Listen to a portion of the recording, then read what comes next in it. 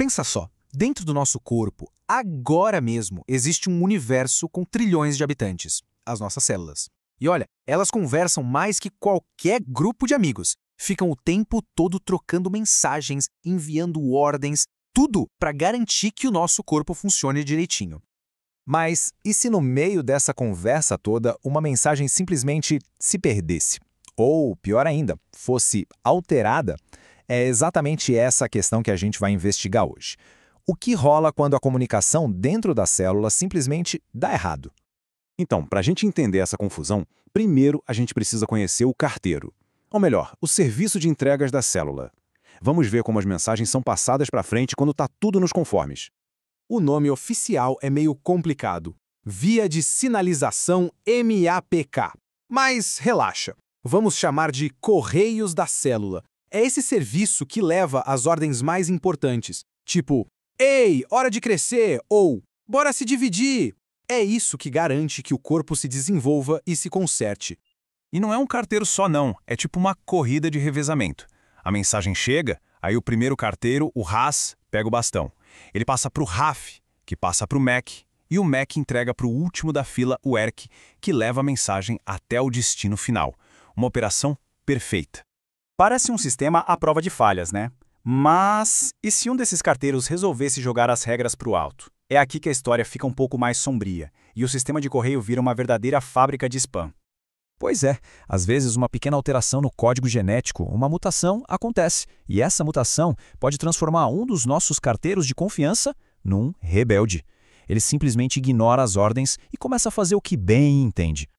E olha só a diferença, é gritante. Na esquerda, a célula normal, super comportada. Cresce quando recebe a ordem e para quando mandam parar. Tranquilo. Mas, na direita, o caos.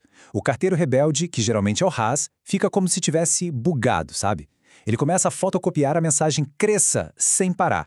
A célula fica inundada com esse spam e não para mais de se multiplicar. O resultado disso? A formação de um tumor. E isso não é algo raro, tá? O problema é que mutações nesse carteiro específico, o RAS, são encontradas em mais ou menos 30% de todos os tumores em humanos. Pensa bem, quase um terço. É um problemão. Ok, se o problema é uma enxurrada de spam, a solução mais lógica seria criar uma barreira, certo? E foi exatamente isso que a ciência pensou. Chegou a hora do contra-ataque. E aí que entram os inibidores de MAP. De forma bem simples, são medicamentos criados para serem barreiras no caminho desses mensageiros. O objetivo é bem direto, impedir que esse spam de crescimento chegue onde não deve. Parece que o jogo está ganho por nosso lado, né? Mas as células cancerosas são muito espertas. Como os próprios pesquisadores já avisam, e aqui eu cito, a terapia-alvo pode induzir resistência, em alguns casos, até mesmo desde as primeiras doses. Ou seja, a batalha está longe de acabar.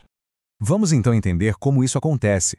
Por que o spam, mesmo depois de ser bloqueado, consegue encontrar um jeito de voltar? No início, a barreira é um sucesso. O carteiro rebelde é interceptado, o fluxo de spam para e a célula para de se multiplicar loucamente. Vitória! Só que muitas vezes é uma vitória temporária. Porque a célula cancerosa é teimosa. É como se ela pensasse, bloquearam a minha avenida principal? Sem problema, eu crio um desvio. Ela ativa uma rota alternativa para continuar entregando a mensagem de spam. O carteiro original está lá, parado no bloqueio, mas a mensagem achou outro caminho. E isso nos leva, claro, para o próximo capítulo dessa batalha. Se as células doentes são espertas a ponto de criar desvios, a ciência precisa ser ainda mais inteligente. E as estratégias que estão sendo desenvolvidas são bem mais sofisticadas. Uma delas é a terapia combinada. Ué, se a célula cria desvios, então vamos bloquear a estrada principal e os desvios, todo ao mesmo tempo. E tem outra ideia genial, focar no último carteiro da linha, o ERC. Pensa bem, atacar o ERC é como colocar um cadeado na caixa de correio final. Não importa o caminho que a carta fez, qual desvio ela pegou, se o destino final está trancado, a mensagem nunca vai ser lida. Isso transforma o ERC num ponto fraco de toda essa rede de comunicação rebelde.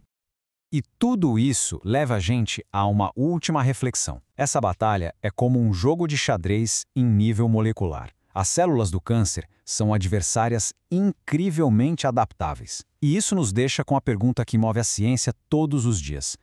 Se elas são tão espertas, como é que a gente pode ser mais esperto ainda?